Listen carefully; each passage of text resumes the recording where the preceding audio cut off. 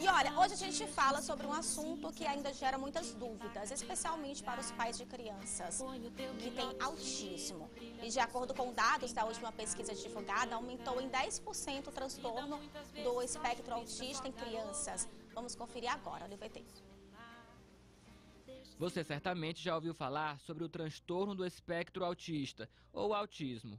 No mundo, 1 em cada 54 pessoas tem um diagnóstico, de acordo com o Departamento de Saúde e Serviços Humanos dos Estados Unidos. O autismo foi descoberto em 1943 pelo psiquiatra Leo Kanner, também nos Estados Unidos, quando ele analisou 11 crianças que se isolavam de tudo. Daí em diante, o que era chamado de esquisito foi visto como ponto de partida para uma longa pesquisa.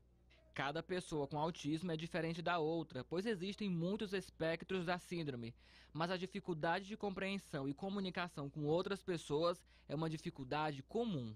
Não existem testes sanguíneos para identificar o autismo. A observação do comportamento e desenvolvimento é essencial para fechar o diagnóstico. Você viu? Tá aí então, gente, um resumozinho, né, falando sobre o autismo, que é um assunto sério, que tem que ter um diagnóstico precoce para uma melhor avaliação. E para falar com a gente sobre isso, eu estou aqui no estúdio recebendo o Dr. Joniel, neuropediatra, né, que tem muitos pacientes com autismo, e a gente vai começar falando sobre isso. Doutor, bom dia, obrigada por ter aceito o nosso convite. Eu sei que sua agenda é bem corrida, então obrigada por ter aberto esse tempinho para a gente, tá? É um prazer. Para começar, primeiro eu queria perguntar para o senhor por que o número mudou tanto de antes para hoje. Eu estava lendo uns dados, né, que dizem que antigamente a gente tinha uma criança autista a cada 5.000 crianças. E hoje em dia a gente tem um número de 1 para 52 crianças. Exato. Hoje os autistas são quase 2% da população. Eu tenho um livro antigo, Suiane, na minha estante, que falava de incidência de 1 para cada 10.000. Era uma época em que o autismo era considerado uma doença rara. E hoje a gente está falando de um número cada vez maior de crianças. Estudos que falam de 1 para cada 52 crianças nos Estados Unidos e até de 1 para cada 48 crianças no Japão. E por que a gente tem tantas crianças autistas hoje? Essa pergunta é um pouco difícil de responder, mas tem várias teorias que corroboram o pensamento geral. A primeira coisa é que a gente reconhece muito mais casos de autismo hoje do que antes. Antigamente as crianças eram taxadas de outros nomes, como, por exemplo, era diferente, era até nomes grosseiros, como por exemplo retardado, ou com outras situações que não englobavam o que é o autismo, davam só aquela ideia pejorativa do que é o autismo, e hoje a gente reconhece situações que são o autismo. E antes, o que era o autismo é o que hoje é o autismo grave, mas também temos os casos de autismo moderado, os casos de autismo leve, e ainda aquelas pessoas que têm traços de autismo, mas que não são autistas, que são as pessoas dentro do espectro ampliado do autismo. Isso faz com que a gente reconheça cada vez mais casos de autismo que antes não eram considerados autistas. Mas nada impede de que algo esteja realmente causando mais casos de autismo que a gente ainda não saiba dizer o que é. Eu particularmente acredito que o principal responsável é o diagnóstico, mas não posso garantir que não exista nada gerando mais casos de autismo que vá ser descoberto no futuro. E esse assunto eu vi, gente, inclusive quero abrir espaço para vocês de casa para mandar mensagem para a gente, DDD 869-9411-7777. É um assunto que ganha muita proporção. Eu tive com o doutor recentemente numa consulta, divulguei no meu Instagram e recebi muitas mensagens de vocês. Então pode mandar sua mensagem para o nosso WhatsApp se tiver alguma dúvida, tá bom?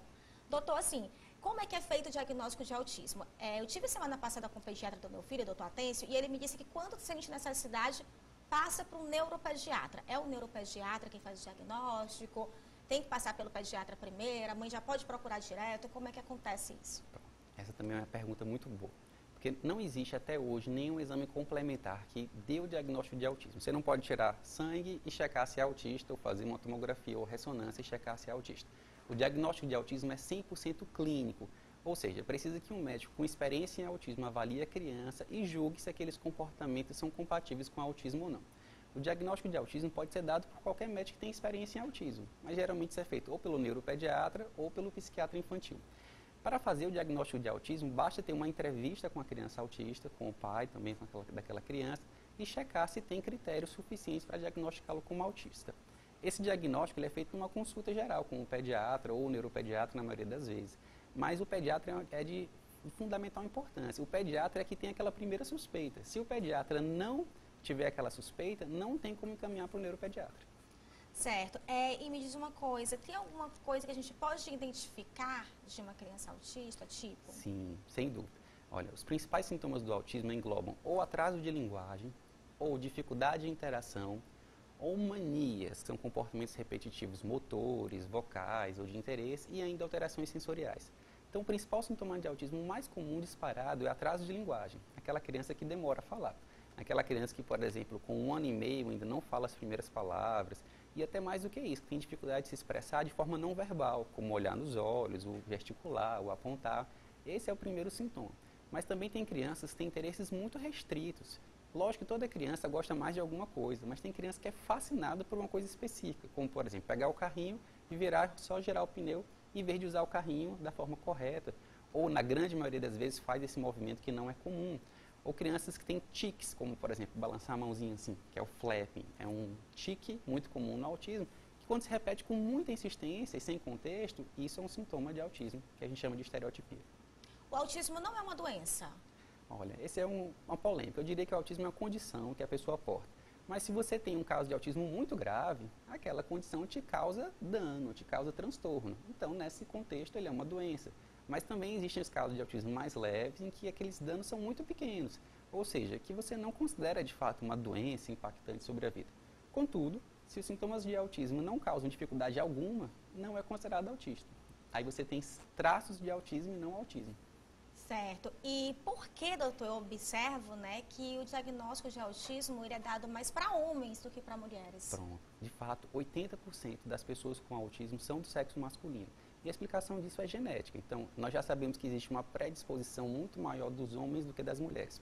É como se as mulheres elas suportassem mais genes de autismo sem causar sintomas. É como um copo. O copo das mulheres é maior. Precisa ter mais água para transbordar. Agora, nos homens o copo é menor e um pouquinho de água, ou seja, um pouquinho dessa genética já faz transbordar e ter os sintomas de autismo. Alguns outros fatores, doutor, se confundem com o diagnóstico de autismo em meio à pandemia que a gente vive? Por exemplo, eu faço parte de um grupo de mães onde eu vejo que várias mães elas relatam muito o atraso de fala da criança, que o senhor acabou de falar que é um dos principais, como é que eu posso dizer? Sintomas, né, para diagnosticar com autismo. A gente pode atribuir a uma outra coisa? Sim, como é que se confunde isso? Acho que essa é a dúvida de 90% das mães.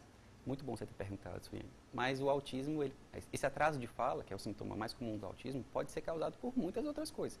Existem famílias em que as crianças demoram muito a falar e existem outras coisas, como agora na pandemia, muitas crianças vão atrasar a fala, porque não estão convivendo com outras crianças, não estão podendo ir à escola, a quantidade de interação, ou seja, de provocação da fala está menor. Nesse momento é que entra de suma importância o diagnóstico diferencial. E aí a gente tem a experiência do médico especialista e a plataforma TIM, que é uma plataforma que hoje está disponível para qualquer pessoa, qualquer mãe pode entrar na plataforma e ter uma resposta rápida e eficiente se aquele atraso de linguagem parece autismo ou se aquele atraso de linguagem parece uma estimulação inadequada. A gente tem até as imagens da plataforma que o doutor está falando, porque é uma plataforma inovadora, pioneira, né, doutor, que vai ajudar muitas mães aí, Júnior, pode colocar no ar a plataforma, que a gente envia 3 vídeos, responde um questionário, né? É um instrumento sensacional, muito simples e muito eficiente. Através da plataforma, hoje, quando um pai ou uma mãe tiver em dúvida se aquela criança pode ser autista ou não, ela tem como ter essa resposta, não uma resposta exata, mas como ter um norte muito grande em menos de 24 horas. Basta ela responder 6 perguntinhas na plataforma, enviar 3 vídeos que toda mãe já tem no celular, que é um vídeo tentando conversar com a criança, um vídeo tentando brincar com a criança e outro vídeo de qualquer comportamento que ela ache diferente, estranho, suspeito. Ela envia esse material pela plataforma, um médico especialista em autismo avalia aquele comportamento e emite um laudo não de autismo ou não, porque a plataforma não dá diagnóstico de autismo, mas é um laudo semelhante a um exame que descreve aqueles comportamentos e que ainda determina, estima pelo menos, a probabilidade daquela criança ser autista de 0 a 99%. Júnior, pode colocar o Instagram no ar e o endereço da plataforma, doutor? www.plataformatim.com.br. Tem o www? Tanto pode botar ou não, tanto faz. Então, TIM, pode colocar aí, Júnior, o endereço eletrônico para as pessoas já pegarem em casa, para darem uma olhadinha, né? Porque é realmente uma plataforma que tem ajudado muitas mães que ficam com o coração apertado em relação a isso, né? Sem saber se é, se não é, como tratar. Por quê?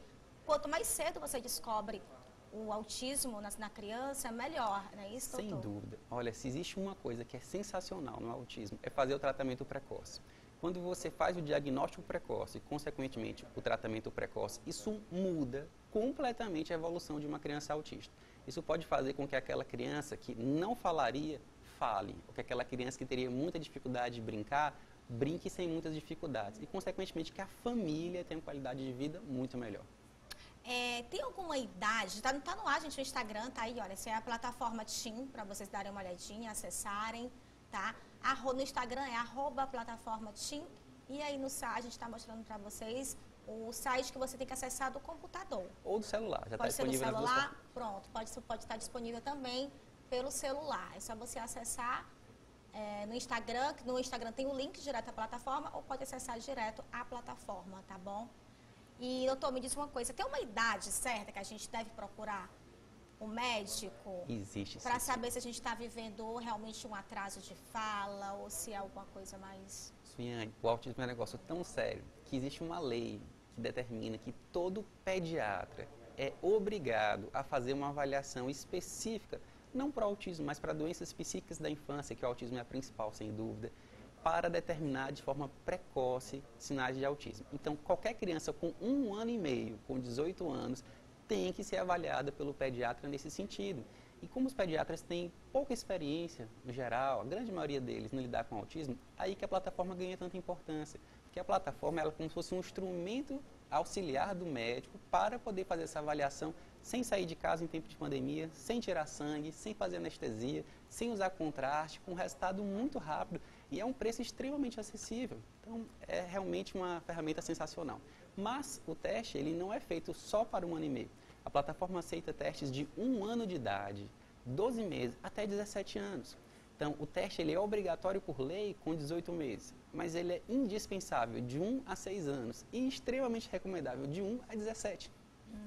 Você estava me falando que o autismo ele pode ser detectado até os 5 anos da criança, né? Isso, exatamente. Olha, eu diria para você que quando você tem um caso de autismo grave ou moderado, todo mundo vai saber que aquela criança é autista. Mas vai saber ou cedo ou tarde.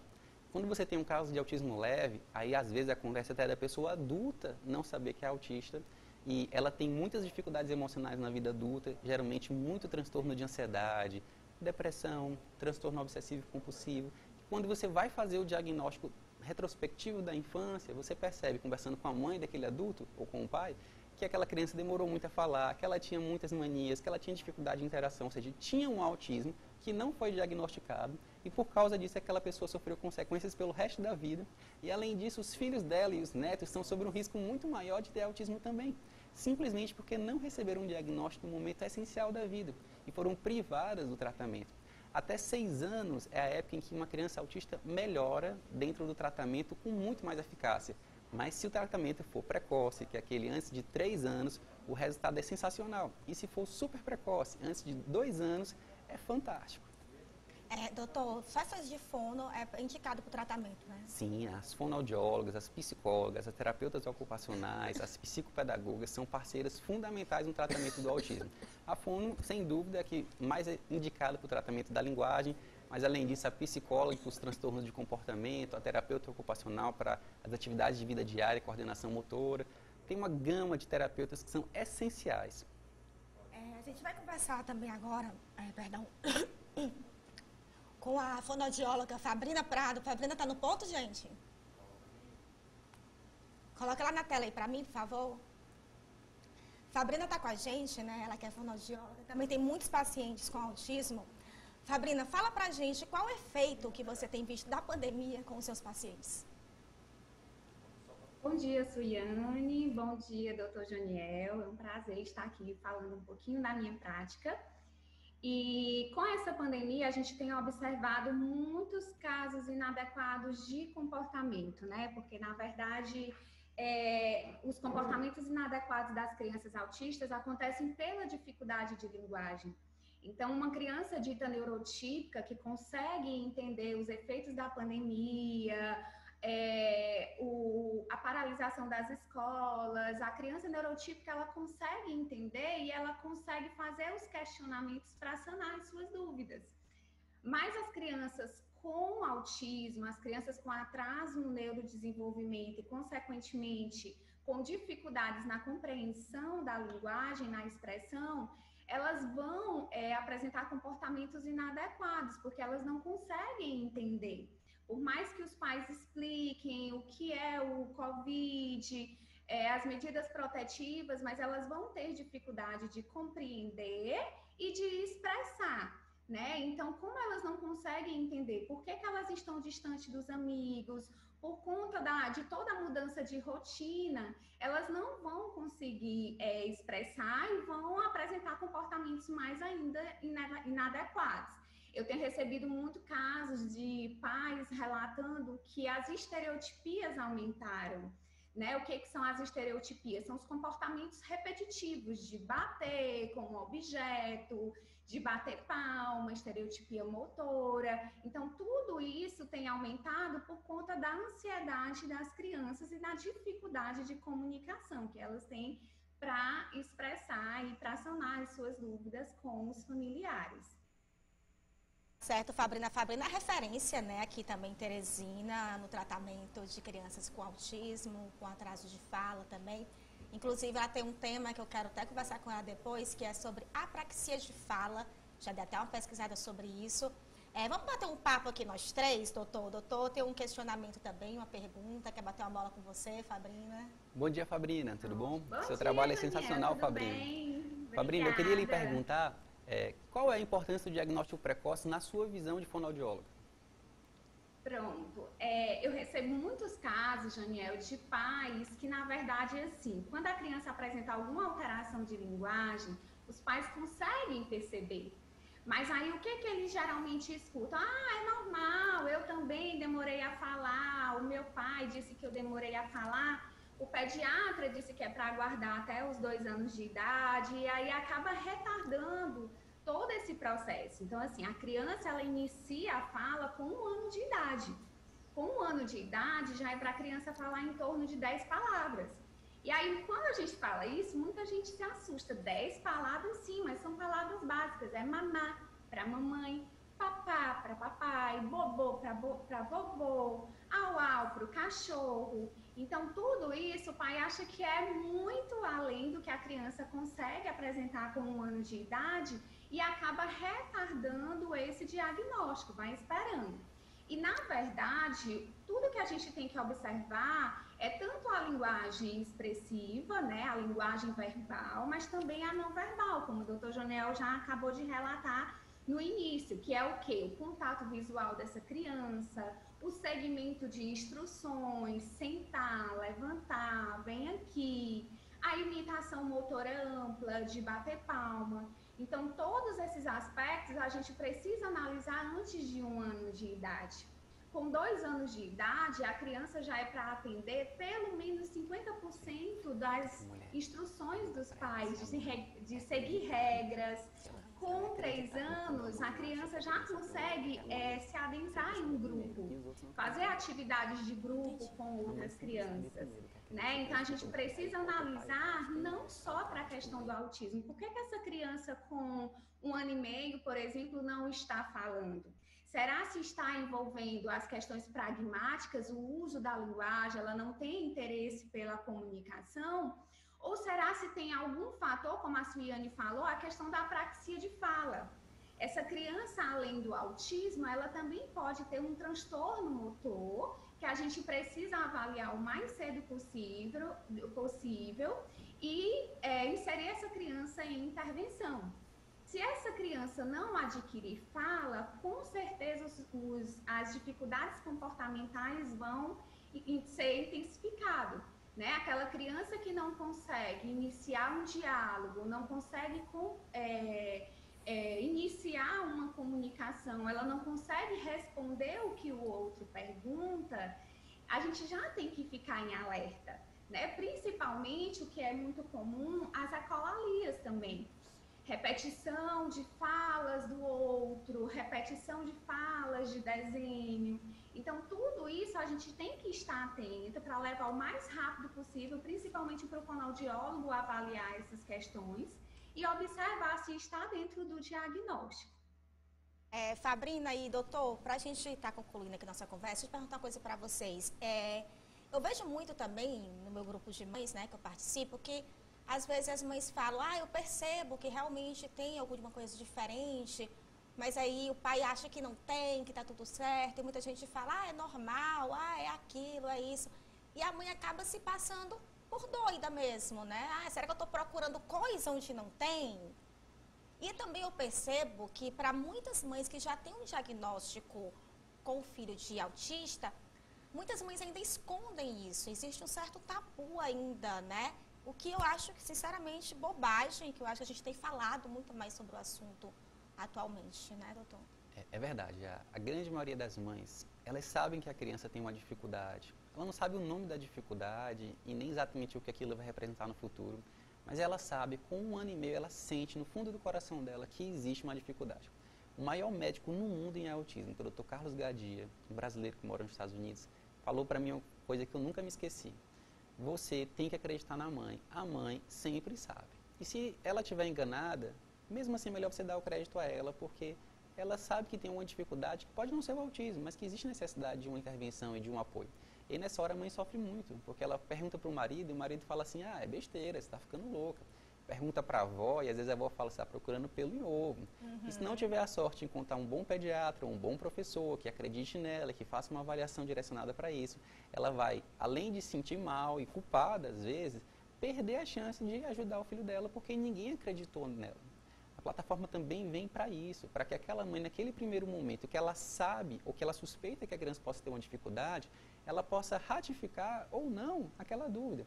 Então, o que a plataforma pode fazer é tranquilizar uma mãe que não precisa estar preocupada, mas também pode mover com muito mais propriedade uma mãe que tem razão de estar preocupada e dar a ela poder de empoderamento nesse sentido para que ela possa convencer as pessoas que têm que apoiá-la a buscar ajuda médica. Tá certo, doutor, quero lhe agradecer. Fabrina, para a gente concluir também, deixa eu lhe perguntar uma coisa. Os casos têm aumentado em meio à pandemia? Na verdade, eu acredito que os pais pararam um pouquinho mais para observar seus filhos, né? Então, muitos pais têm uma rotina de trabalho muito intensa e nesse período de pandemia eles conseguiram observar um pouquinho mais. Eu recebi muitos casos recém-diagnosticados que as mães perceberam, olha, eu não percebia, por quê? Eu trabalhava o dia inteiro, a criança passava o dia inteiro na creche, eu não conseguia, os finais de semana eu não conseguia observar essas características.